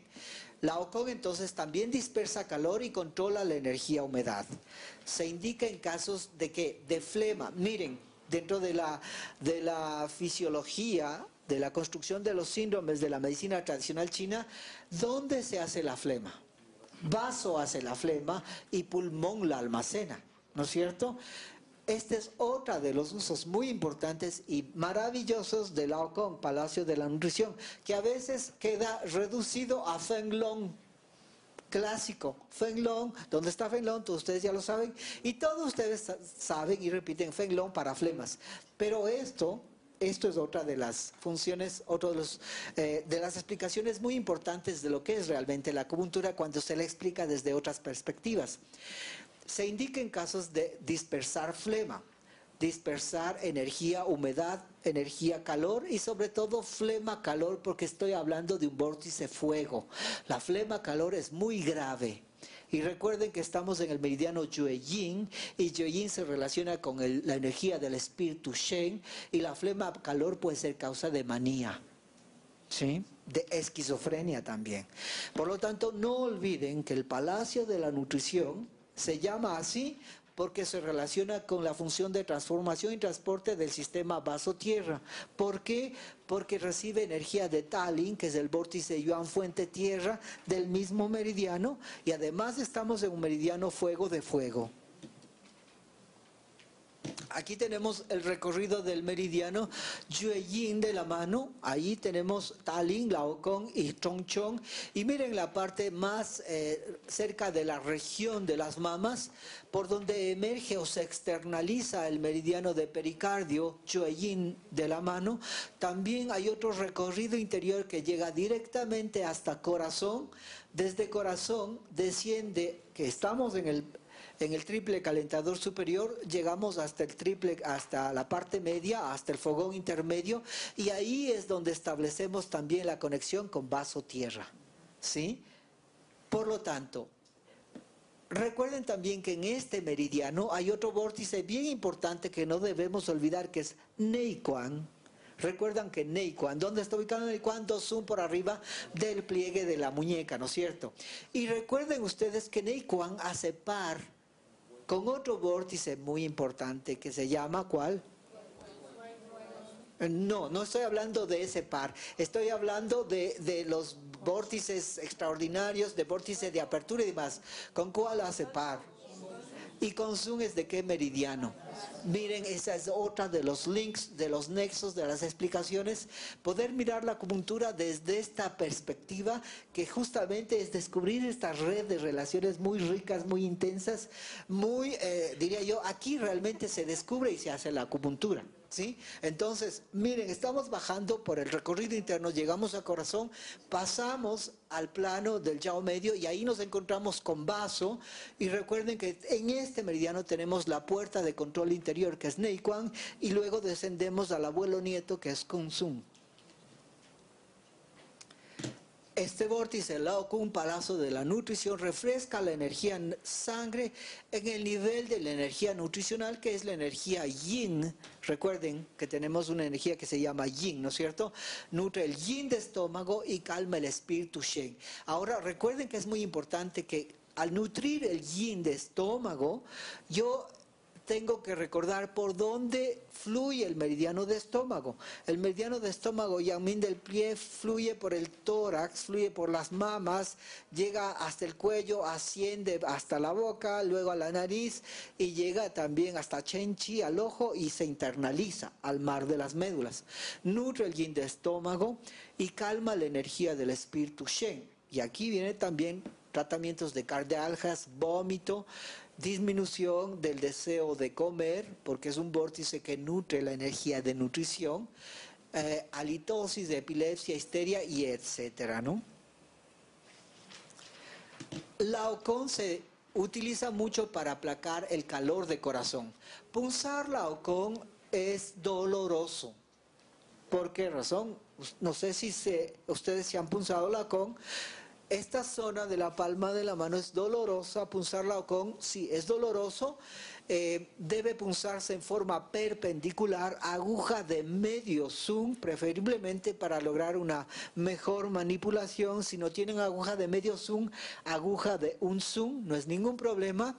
Este vórtice aplaca el calor de corazón, calor que puede ser generado por desarmonía interna, y que puede ser el resultado de un gran número de factores. Vamos a ver esto, ¿sí? Exceso de cualquiera de las 7 emociones que pueden transformarse en fuego. Esto es irritabilidad, frustración, resentimiento, histeria, celos, envidia, ansiedad, angustia, y son más de 7. Estancamiento de chi, que altera la circulación de los fluidos y que luego se transforma en fuego y en flema, ¿sí? Y este fuego y flema altera corazón, calor de pericardio, que hace que el pericardio colapse, y calor abrasante que asciende por insuficiencia de yin hacia la parte superior. Esto es un calor flameante. Pero estoy en el plano Yueyin, ¿sí? El plano Yueyin se relaciona con el meridiano de hígado Yueyin del pie. Y el plano Yueyin de hígado tiene mucho que ver con las emociones: ira, frustración, resentimiento, envidia, celos y flameo del yang por obstaculización o daño de la energía yin. Por lo tanto, Lao Kong va muy bien en estos otros síntomas y signos relacionados con las emociones. Aquí tenemos el meridiano de hígado, Yueyin del pie, y miren cómo va ascendiendo, va hasta la región de la pelvis, que es muy importante. Recuerden que la energía de hígado se relaciona con los tendones, y los tendones en la medicina china significan los genitales, ¿sí? Y asciende hasta llegar a Chimen, que es la puerta de cierre de ciclo en la región de la 11ª costilla, ¿sí? Y ahí tenemos que sigue ascendiendo hasta corazón, sigue ascendiendo hasta la región de la boca, sigue ascendiendo hasta sus ventanas, que son los ojos, y por supuesto entra en el mar de las médulas y hace clic con Bai Hui, ¿sí? Lao Kong, por tanto, se indica para corregir el estancamiento del chi de hígado. Es decir, ya no nos quedamos solamente con Taichung, ¿sí? Ya no nos quedamos solamente con Fenglong, ¿sí? Ya no nos quedamos solamente con Shenming. Ahora tenemos el Palacio de la Nutrición, Lao Kong, para tratar problemas que se relacionen con las emociones que afectan al Yueyin. Esos son ira, frustración, resentimiento, celos, y a todos nos pasa. Es decir, hacernos una digitopresión en Lao Kong va a salvarnos de muchas situaciones difíciles, ¿sí? Sufrimientos. Ay, a ver dónde, ¿sí? Cuando pensemos en la tesis, y yo ya me voy por ahí también, no me hagas acuerdo. Bueno, así entonces tenemos irritabilidad, manía, depresión, risas inmotivadas, epilepsia. Es muy importante también porque estamos ya hablando de viento interno por el plano Yueyin, ¿sí? Ok, situaciones de aprensión y tristeza. Bueno, el fuego de corazón podría condensar los líquidos y obviamente generar flema, y todo esto va a llegar a producir flema, fuego, flema, calor que asciende y obnubila los orificios del entendimiento y producir epilepsia, ¿no? Lao Kong es muy útil para todas estas situaciones que ya las hemos dicho.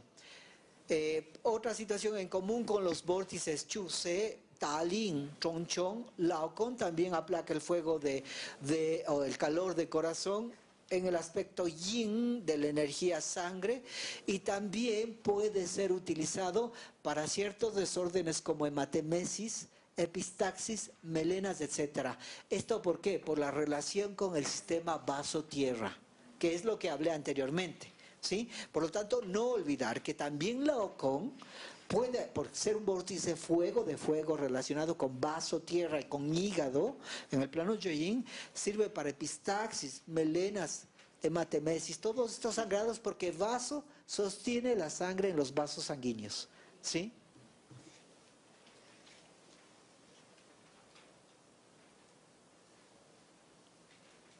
Pasamos a Tricou, y es el último de los 4 vórtices fuego de fuego. Y luego de esto, si salimos a una pequeña pausa, ¿sí? Porque ya llegó Glenda, que es la siguiente conferencista que nos va a ayudar con otro de los temas interesantes que hemos puesto para ustedes en este seminario. Tricou, ya rama del drenaje. Aquí tenemos la localización de Tricou. Estamos en el dorso del antebrazo, ¿sí? Estamos a 3 Sun distancias por sobre el pliegue dorsal de la muñeca, entre el radio y el cúbito.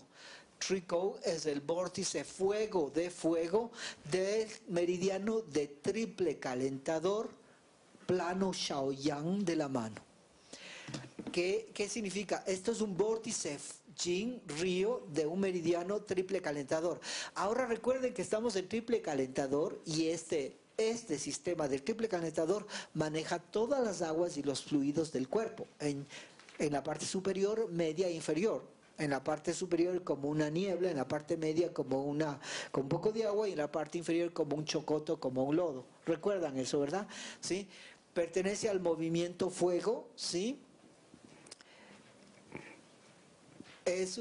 El ideograma de este vórtice se relaciona con la rama de un árbol y esto significa que el flujo de la energía va a dispersarse en todas las direcciones porque estamos en el plano del triple calentador, ¿sí? Los ideogramas de Trico indican que en este vórtice hay energía-calor. La energía-calor, como ustedes saben, por naturaleza se dilata. La energía que llega a Trico viene desde Huaycuan, es una energía yang, calor, con un poco de energía, humedad y agua. Al llegar a Trico, atrae un poco más de energía, calor, por lo tanto la energía se disipa más, se dilata más, se dispersa más y continúa fluyendo por el meridiano en dirección ascendente.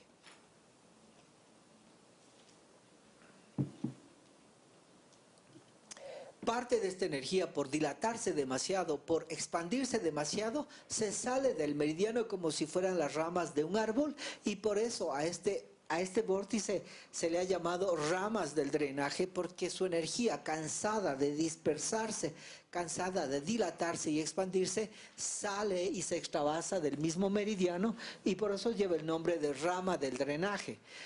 Aplaca el calor patógeno dentro del meridiano, regula el útero, vamos a ver por qué, promueve el flujo del chi en los meridianos y colaterales y en los órganos Fu, porque estamos en un plano de Shaoyang y sobre todo de triple calentador que tiene mucha relación con los órganos Fu. Se indica en invasión de patógenos frío y de calor. Aquí tenemos el recorrido del meridiano de triple calentador y ahí a 3 zoom por arriba del pliegue dorsal de la muñeca está el vórtice Trico. Asciende, como ustedes ven, hasta la región del hombro. Luego vamos a Tianyou, llegamos a Yifeng, Chimay, Luxi, Jiaosung, Armener, Heliao, y luego terminamos a nivel de la parte del ojo, pero también hay un recorrido interior que se interioriza y va por el Yao superior, Yao medio y también alcanza el Yao inferior. ¿Cuáles son las indicaciones? Por este recorrido del meridiano, Trico, que es un vórtice de fuego, me ayuda a aplacar calor en regiones distales. Más o menos similar a otro vórtice de los que ya vimos, ¿sí? Tinnitus, hipoacusia, conjuntivitis, porque llegamos hasta ojo, enfermedades febriles sin sudoración, bajo la misma explicación que anteriormente hablamos, disfonías súbitas producidas por fiebre, por fuego, ¿sí? Piensen en Trico, dolor y sensación de pesantez en el hombro, etc. Llegamos también a hipocondralgias, vómito, constipaciones, pancreatitis y colecistitis, todos son itis, es decir, inflamaciones y fuegos en el cuerpo. La acción principal de Trico es entonces dispersar la energía calor de triple calentador como sistema de energía, lo cual promueve el flujo del chi en todos los meridianos y sobre todo en los órganos Fu y en los 3 fogones. Esto, o solamente así, se explica su influencia sobre útero. Y útero es un órgano extraordinario. No es ni un órgano San y tampoco es un órgano Fu, pero está en el Yao inferior y por ese medio explicamos su relación con el útero, ¿sí? Además, estamos en el plano Shaoyang. Shaoyang de triple calentador que hace clic con el plano Shaoyang de vesícula biliar, ¿sí? Y entramos al elemento madera y a través de entrar al plano Shaoyang llegamos al plano Yueyin de hígado, que tiene mucho que ver con el control de la energía sangre hacia útero, tal cual vimos y estudiamos en la fisiología energética de la mujer. En casos entonces de patógeno frío tendremos que tonificar, en casos de calor vamos a dispersar. Tricot, por ser un vórtice que está ubicado en medio de dos huesos, podemos utilizar aguja de 2 unes, aguja de 1,5 zoom, preferiblemente punzar en forma perpendicular, no olvidarle decir a la persona al terapizando que no haga pronación y supinación en sus miembros superiores porque puede torcer la aguja, ¿sí? Bueno, eso es todo. Espero que les haya gustado esto de los 4 vórtices fuego de fuego, ¿sí? Después de una charla súper seria y yo creo que muy informada que dio José Luis, ahora es un espacio como para revisar algunas cosas sobre el trauma, ¿sí? Cómo yo lo he relacionado con el año del mono, el mono de fuego. Y hacia el final les voy a proponer un juego que es hacer un mono de origami, ¿sí? Chévere, entonces empecemos. Bueno, yo me imagino que ustedes ya tienen toda la información sobre el año del mono, ¿verdad? Que suele ser un año, inclusive por los acontecimientos de hace un mes acá en el país, es un año súper movido, ¿verdad? Saltarín mueve las cosas, nos tiene como en suspenso generalmente y esa es un poco la característica del año del mono, ¿verdad? Me imagino que eso ya lo revisaron, ¿sí? Yo les quería contar un poco. Yo tomé como inicio una frase que escuché hace mucho tiempo en Estados Unidos y dice que cuando uno tiene un mono en la espalda, ¿sí?, sucede algo. Entonces a mí me dio un poquito de curiosidad descubrir qué pasa cuando tenemos un mono en la espalda, ¿sí? Y para esta conferencia una de las cosas que descubrí es que en el antiguo Egipto, esa foto que está ahí, ¿sí?, el mono en la espalda significaba tener de alguna manera acceso a idiomas diferentes, al lenguaje escrito, que significaba tener la posibilidad de dar significado a las cosas y también tener acceso a la creatividad y a la filosofía, ¿sí? Y entonces esto me llamó la atención y luego lo comparé con lo que significa en el dicho anglosajón o también en la India, que tener un mono en la espalda significa por lo general tener un problema con el que uno no puede manejarse, que le sobrelleva, ¿sí? Y entonces dije, qué parecido esto al trauma, ¿sí? Y de las dos posibilidades que podríamos tener en relación al trauma, ¿sí? Perdón. Me gustaría contarles un poquito, esta es como una imagen de cómo sería un cerebro si nosotros pudiéramos ver las conexiones neuronales que se hacen cuando pensamos, cuando sentimos, cuando miramos o cuando hacemos cualquier actividad durante el día. Se encienden pequeños fuegos, ¿verdad? Yo me imagino que ustedes también saben que estas conexiones se dan a través de descargas eléctricas o impulsos eléctricas que conectan las dendritas o que también pueden ser químicas. Y si pudiéramos verlos de alguna manera, yo me imagino que serán mucho como esta foto que está relacionada con el fuego y con la actividad interna, psíquica. Déjenme contarles ahora un poquito sobre el trauma, ¿sí? Robert Scaer, que es un neuropsicólogo muy importante, él describe al trauma como una amenaza a la vida en un momento de indefensión o en un momento de vulnerabilidad, ¿sí? Y entonces, ¿cómo reaccionamos nosotros cuando estamos frente a una amenaza de ese tipo? ¿Qué hacen ustedes? Algunos se paralizan, otros salen corriendo, ¿sí? Si entra un tigre por esa puerta, ¿qué vamos a hacer? Algunos de nosotros gritamos, otros vamos a intentar pelear con el tigre, por supuesto. Sí, entonces, lo que ustedes describen, ¿verdad? Probablemente vamos a tener una de estas dos reacciones que sería la pelea o la huida. Entonces, algunos de nosotros que estamos muy valientes vamos a decidir tomar al tigre, ¿sí?, lanzarnos y ver cómo podemos defender al resto y a nosotros mismos. Otros probablemente van a encontrar esta puerta y van a salir todos corriendo, ¿sí? Y algunos de nosotros probablemente nos va a pasar esto, que nos vamos a quedar congelados. Y esta es una muy buena imagen de lo que es el trauma, el congelamiento, ¿sí? El estancamiento de energía, el estancamiento en un momento de la vida que ya no está, pero que hay redes de memoria, ¿sí?, que se han quedado encendidas en relación a ese evento que nos ha sobrellevado, ¿sí? Hemos salvado la vida, pero una parte de nosotros se ha quedado estancada en ese momento que vivimos. ¿Cómo funciona esto? Nosotros tenemos aquí un corte de lo que podríamos llamar el cerebro triuno, ¿verdad? La parte de abajo sería el cerebro reptiliano, la parte media sería el cerebro mamífero o el que está relacionado con las emociones y la neocorteza, que sería más conocida como el cerebro humano. Sí, esto tampoco debe ser nada nuevo para ustedes, ¿verdad? Lo que quería contarles acá es que cuando hay un evento de este tipo y nosotros nos hemos congelado, alguna parte de nosotros se ha quedado de alguna manera congelado en un evento traumático, ¿sí? Lo que sucede es que el cerebro mamífero o el sistema límbico se queda ahí. No, que sí pueden ver el cerebro del medio, ¿verdad? Que dice cerebro mamífero, ¿sí?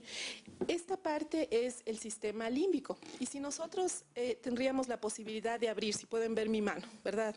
Y nos imaginamos que... No, no importa, ¿me pueden ver? ¿Sí? Y nos imaginamos que esta es la neocorteza, ¿verdad? Este es el sistema límbico, aquí está el tallo cerebral y luego toda la espina dorsal. Y abrimos esto así y luego sacamos acá. Tenemos órganos. ¿Qué órganos componen este sistema? La amígdala, el hipotálamo, el hipocampo, exactamente. ¿Y cómo reacciona la amígdala cuando estamos en emergencia? Se enciende, se activa, ¿verdad? Y cuando la amígdala se enciende, se activa en un estado de alerta, nosotros podemos hablar de lo que se conoce en la neurociencia como un rapto de la amígdala. ¿Ustedes saben lo que es el rapto de la amígdala? El rapto de la amígdala significa lo siguiente. Cuando nosotros aprendemos cosas, sube por medio de los sentidos, ¿verdad? Pasa por el sistema límbico, todos los sentidos pasan por el sistema límbico, y luego el sistema límbico da el visto bueno de que esa información puede pasar a la neocorteza. Y nosotros podemos dar cuenta de aquello que ha sucedido. Sí. Pero cuando estamos en un momento de emergencia, la amígdala suprime la información que va hacia la neocorteza y entonces se queda en un estado de alerta en el que nosotros nos encontramos más en un estado de sobrevivencia, que era el de pelea o el de huida, o en caso extremo, cuando no podemos hacer ninguna de las dos cosas, en congelamiento. ¿Sí? ¿Por qué esto es importante? Porque la amígdala se lleva como toda la energía y se pasa encendida y no permite que esa información se comparta con la neocorteza. ¿Sí? Y ese es el rapto de la amígdala. Cuando nosotros hemos sufrido un trauma muy fuerte, ¿sí? Pensemos en un accidente, por ejemplo, ¿sí? Tal vez si alguno de nosotros ha sufrido un accidente y escuchamos un sonido fuerte en este momento afuera en la calle, algunos de nosotros nos vamos a parar, ¿verdad?, a ver qué es, y a lo mejor descubrimos que alguien estaba en una fiesta y botó un charol, que hacen mucho ruido, ¿verdad? La mayoría de nosotros que no hemos sufrido un accidente, probablemente, ¿qué vamos a hacer? Decir, no fue nada, volvemos, nuestro corazón no va a estar latiendo a 1000 por hora y nuestros pensamientos y nuestro cuerpo va a volver a la presencia de lo que estamos haciendo. ¿Sí? Pero si alguien sufrió un accidente, probablemente va a empezar a tener los mismos síntomas, ¿sí?, de activación del sistema pelea o huida que tuvo cuando sucedió el evento. ¿Les ha pasado eso? Todos hemos tenido momentos críticos en la vida, ¿verdad? Y siempre hay cosas que disparan esto. Entonces, ¿les ha pasado eso a ustedes?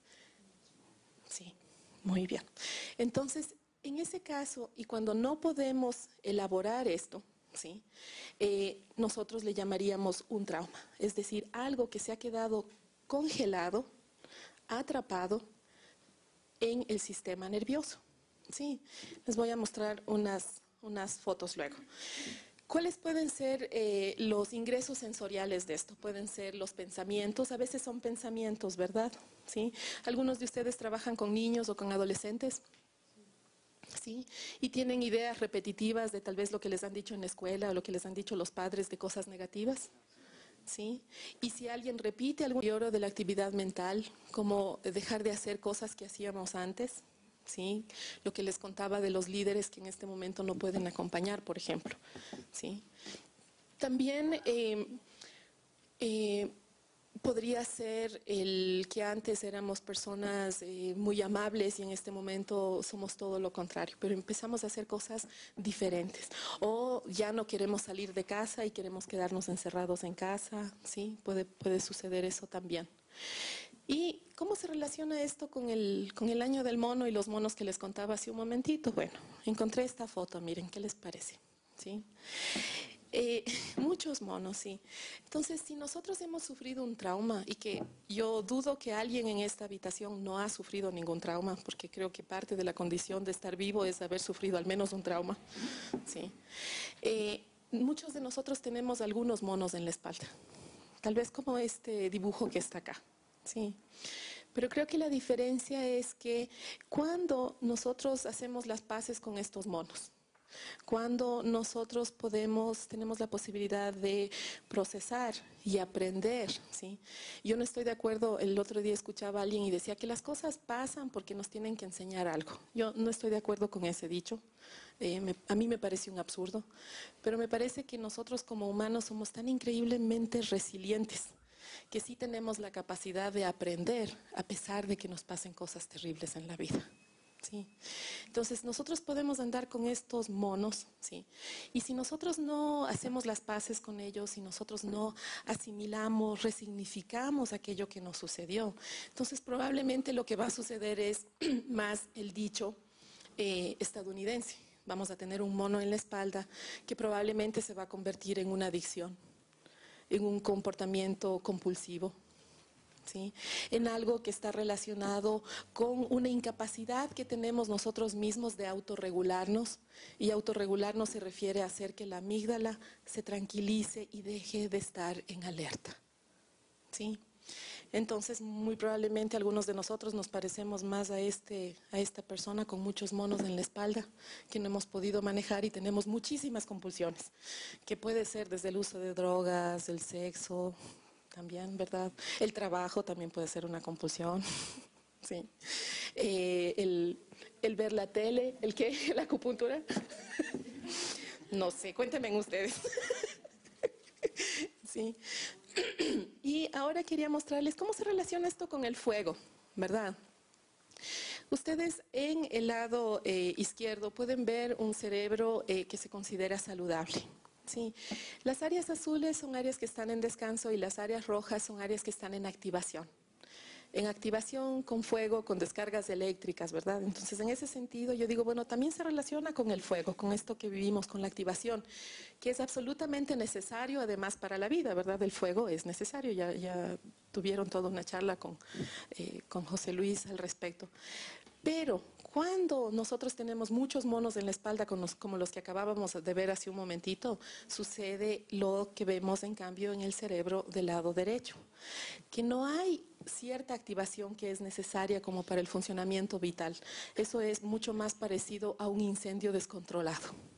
Sí, y eso es lo que sucede cuando una persona ha vivido un trauma, que cuando es expuesta de alguna manera a algo que recuerda ese trauma que vivió, el cerebro hace eso, se enciende en todos los lugares del cerebro que fueron encendidos el momento del evento crítico.